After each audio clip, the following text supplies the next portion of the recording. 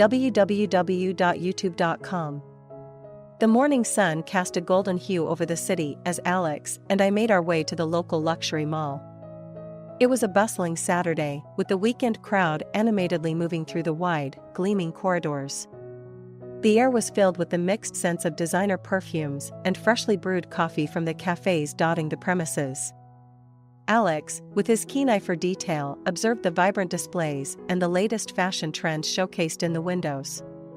Despite his youth, he had an old soul that appreciated the beauty in everyday moments. "Mom, look at that display," Alex pointed towards a high-end electronics store, his eyes sparkling with interest. "That's the latest gaming console. Heard it's got some groundbreaking features." I smiled, watching his enthusiasm bubble over. "Maybe we can take a look later. Remember, we're here to find you new school shoes and a birthday gift for Aunt Sarah." He nodded, a grin still plastered on his face. "Deal. But you have to admit, it's pretty cool." Our conversation flowed seamlessly as we navigated through the mall. Despite the opulence that surrounded us, our lives were a testament to hard work and perseverance. I had climbed the ranks to become a successful architect, a journey that taught me the value of dedication and resilience. It was a lesson I hoped to impart to Alex, who had already shown a maturity beyond his years. As we walked past a chic cafe, the aroma of coffee tempted us to take a break. "How about some coffee and cake?" "My treat," I suggested, eager for a moment of respite. "Can't say no to cake," Alex agreed with a laugh, and we settled down at a table by the window, watching the world go by. It was these simple pleasures that I cherished the most, moments of peace amidst our busy lives. Our break was short but sweet, filled with light banter and discussions about everything from architecture to Alex's school projects. He was growing up fast, and I was keen to soak up every moment with him, aware of how precious these times were. Refreshed, we continued our quest, eventually finding the perfect pair of shoes for Alex and a beautiful, handcrafted vase for Aunt Sarah. Our mission accomplished, we were about to head home when fate intervened, bringing an unexpected figure from my past into our path, Mark, my ex-husband. His appearance was a jolt from a life I had long moved on from, a chapter one had closed with no intention of revisiting. Yet here he was, a reminder of what once was. Our day at the mall, filled with laughter and light-hearted moments, had taken an unforeseen turn. But as I stood there, with Alex by my side, I felt an unwavering strength within me. We were a team, and together, we were invincible against the ghosts of the past. The laughter and lightness that had defined our day thus far seemed to freeze in time as we rounded the corner of the mall's lavish interior, coming face to face with a figure from a chapter of my life I had long since turned the page on. Mark, my ex-husband, stood before us, a stark reminder of a past filled with both tenderness and turmoil. The years seemed to have left him largely unchanged, his familiar features bringing a flood of memories I had carefully compartmentalized. Alex's grip on our shopping bags tightened, a silent acknowledgement of the shift in the atmosphere. Mark's eyes locked onto mine, a flicker of surprise passing through them before being quickly masked by a familiar arrogance. "Elizabeth, what a surprise," Mark's voice broke the silence, his tone carrying an undercurrent of derision that was all too familiar. "Shopping for luxuries, I see. Some habits never die." I steadied my voice, refusing to let him see the impact of his words. "Mark, it's been a while." "Yes, we're just enjoying a day out. Alex needed a few things for school." Alex, ever the observer, watched the exchange closely, his earlier joviality replaced by a cautious curiosity. Mark's gaze shifted to Alex, his expression softening momentarily before he addressed me again, his voice louder, almost performative. "Still look poor," he sneered, his words slicing through the pretense of pleasantries. "I make $180,000 a year now, lol." The mall's ambient noise seemed to dull around us, bystanders unwittingly becoming spectators to this unexpected confrontation. I felt a flush of anger at his words, not for their content but for the audacity of his intent to belittle. Alex, sensing the tension, stepped slightly forward, his voice steady but filled with a surprising maturity. "Is that supposed to impress us or something? Money isn't everything, you know." Mark's smugness faltered at Alex's interjection, his eyes darting between us, perhaps searching for a sign of weakness. But he found none. Instead, he found a son standing protectively beside his mother, a united front against unwarranted arrogance. "I'm just stating facts. It's important to know where you stand in life, Elizabeth," Mark replied, attempting to regain his footing in the conversation. I looked at him squarely, my response measured but firm. "Mark, where one stands in life isn't about financial achievements alone. It's about integrity, respect, and how we treat others. Something you might want to ponder." The air between us crackled with unspoken words and histories, a testament to the complexity of human relationships and the paths we choose. Mark, once a significant part of my life, now stood before me as little more than a stranger, his presence a reminder of the growth and resilience that adversity had fostered in Alex and me. As Mark struggled to formulate a response, the moment of awkwardness was palpable. It was clear that the encounter was affecting him in ways he hadn't anticipated.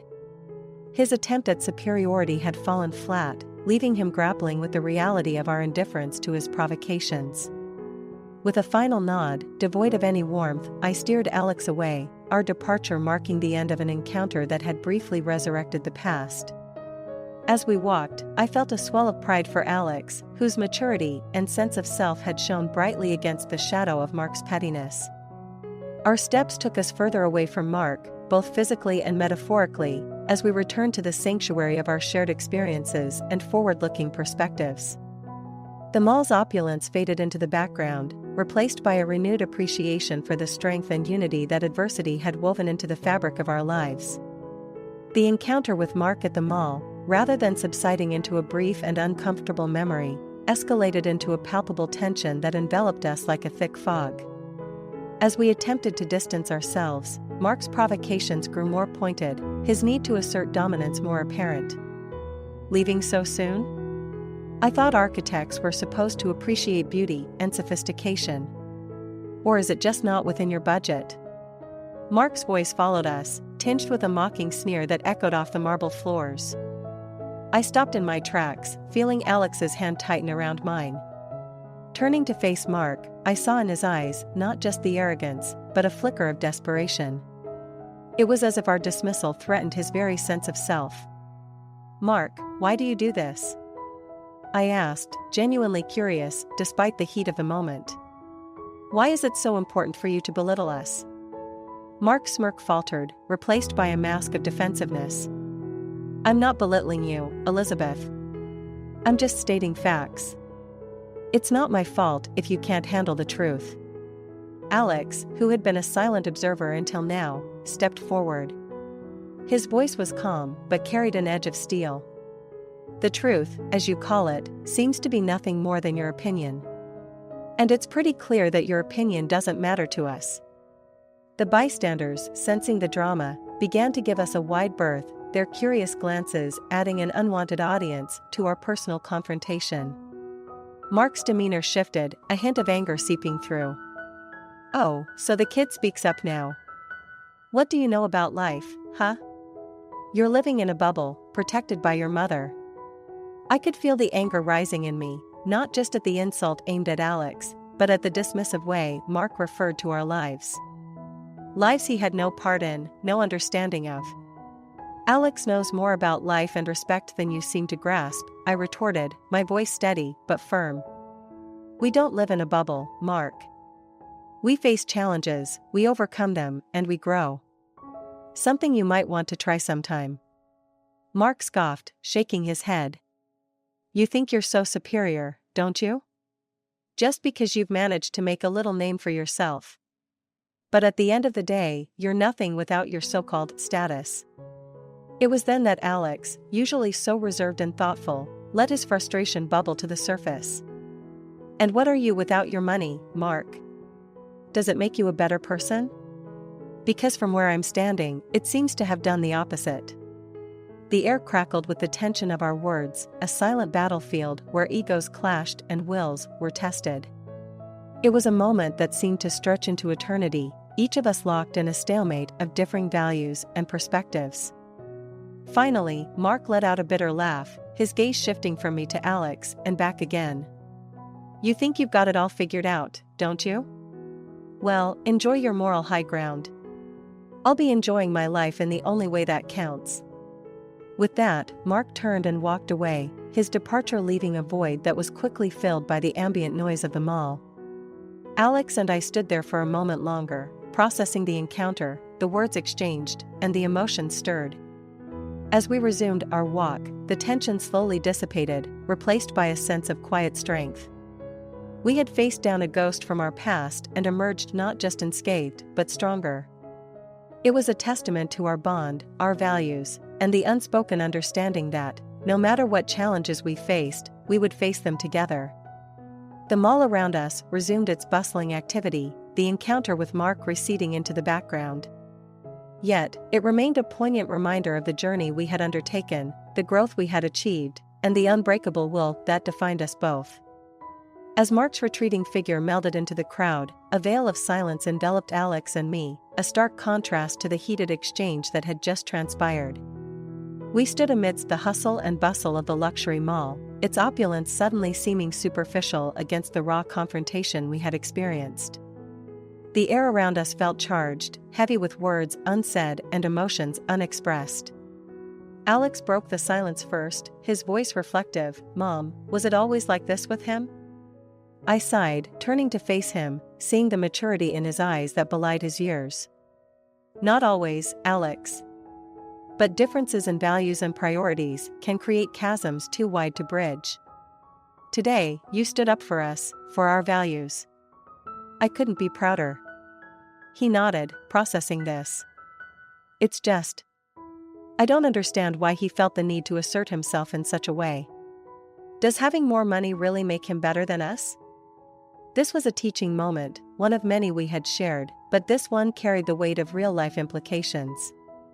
"Alex, true worth isn't measured in dollars. It's in the content of our character, our actions, and how we treat others. Mark is lost in his metrics of success. We measure ours differently, and that's okay." We resumed walking, the incident with Mark slowly receding into the background as we discussed our own definitions of success and happiness. Our conversation was a balm, soothing the sting of the encounter. As we passed a bookstore, a shared love of ours, I suggested, "How about we pick up that novel you've been wanting? A little treat to brighten the day." Alex's face lit up, the shadow of the confrontation lifting. "Yeah, I'd like that." Inside the bookstore, surrounded by the quiet comfort of books, we allowed ourselves to be transported away from the earlier discord. It was in this sanctuary, amidst the smell of paper and ink, that the true turning tide occurred. The negativity brought on by Mark's words was replaced by the positive affirmation of our own values. While browsing, I noticed Alex deep in thought, thumbing through a book on architecture, my field of work. "Thinking of following in my footsteps?" I teased gently. He looked up, a smile playing on his lips. "Maybe. I mean, buildings are cool, but it's more about creating something lasting, something meaningful, right?" His words echoed the essence of my own philosophy. "Exactly, Alex. It's about impact, contributing something positive to the world. Much more rewarding than any paycheck." We purchased the novel, along with a book on architecture for Alex, a symbol of potential paths and dreams to explore. As we exited the bookstore, the weight of our earlier encounter seemed a distant memory, overshadowed by a renewed sense of purpose and unity. "Mom, do you think Mark will ever understand what we talked about? About what really matters?"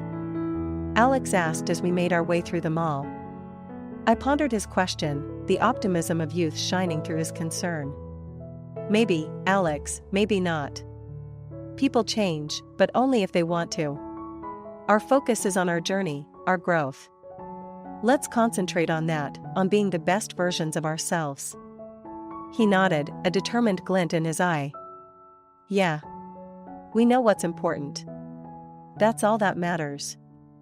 As we continued through the mall, the echoes of our clash with Mark were now replaced by the echoes of our conversation, a testament to the resilience of the human spirit and the power of shared values. The tide had indeed turned, not in dramatic waves, but in the gentle, steadfast current of a deep, unspoken bond between mother and son.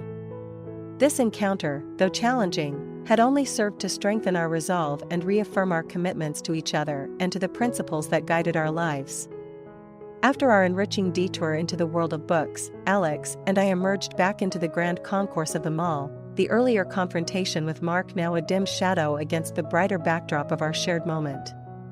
Our spirits were lifted, buoyed by the simple yet profound connection over literature and life's values. As we made our way towards the exit, Alex, with his newly acquired book under his arm, broke the comfortable silence between us. "You know, Mom, I've been thinking about what happened earlier. It's strange, but I feel lighter somehow."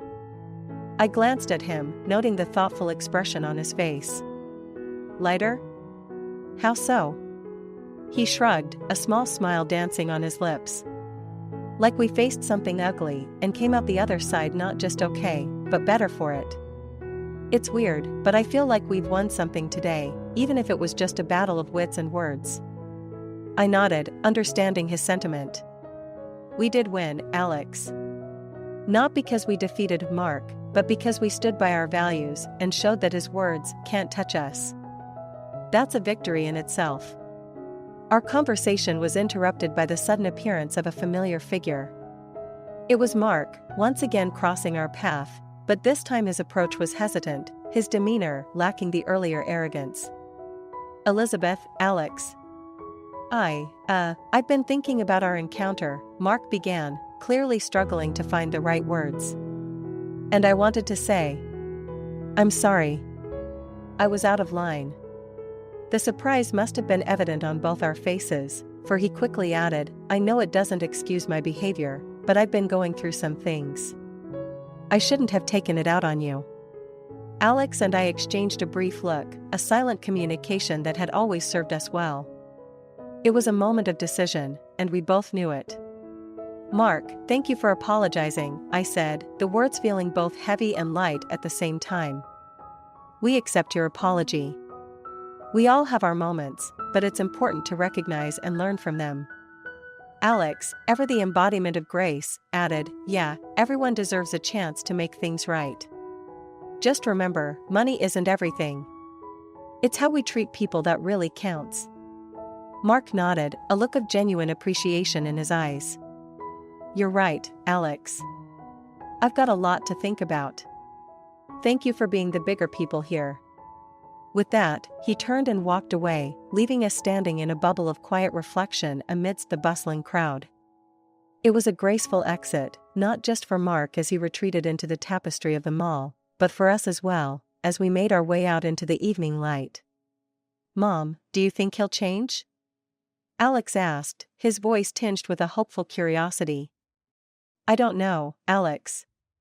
But people can surprise you. Sometimes, all it takes is a moment of reflection to start a change," I replied, feeling a gentle warmth in the cool evening air. As we stepped outside, the mall behind us felt like a world apart, a stage where a brief act of our lives had played out, teaching us about forgiveness, resilience, and the quiet strength of a graceful exit. The drive home was filled with a comfortable silence, a shared contentment in the knowledge that we had navigated the day's challenges with our heads held high and our hearts open. The sunset painted the sky in hues of orange and pink, a beautiful close to a day that had started out like any other but had become a testament to the enduring power of love, respect, and understanding. Alex leaned back in his seat, his earlier contemplation replaced by a peaceful ease. "Today was a good day, Mom." In a weird, roundabout way. I smiled, reaching over to squeeze his hand. "Yes, Alex, it was a very good day indeed." As the car hummed along the road, the city lights twinkling like distant stars against the night sky, Alex and I shared a companionable silence, each lost in thoughts stirred by the day's unexpected journey. The confrontation at the mall, the clash of wills with Mark, and his subsequent apology had woven a complex tapestry of emotions and reflections. Yet, as the distance from those moments grew, so did a sense of clarity and purpose. "Mom?" Alex's voice cut through the quiet, pulling me back from my reverie. "Yes, Alex? Do you think we'll ever have to deal with something like that again?" With Mark, or anyone else who tries to bring us down? I considered his question, the weight of it hanging in the air between us. Alex, life is unpredictable. We might cross paths with Mark again, or we might meet others who challenge our beliefs and values.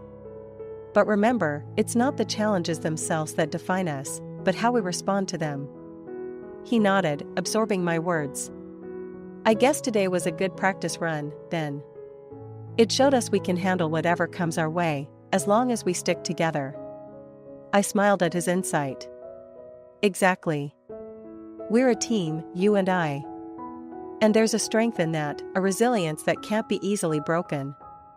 The conversation shifted then, as we began to talk about the future, about the dreams and goals that lay ahead. Alex spoke of his burgeoning interest in architecture, inspired not just by the books we had purchased but by the deeper understanding of what it meant to create and contribute to the world. I've been thinking, maybe I could join you at the firm one day. Start as an intern, learn the ropes. What do you think? His voice was tentative, seeking approval. The thought warmed my heart.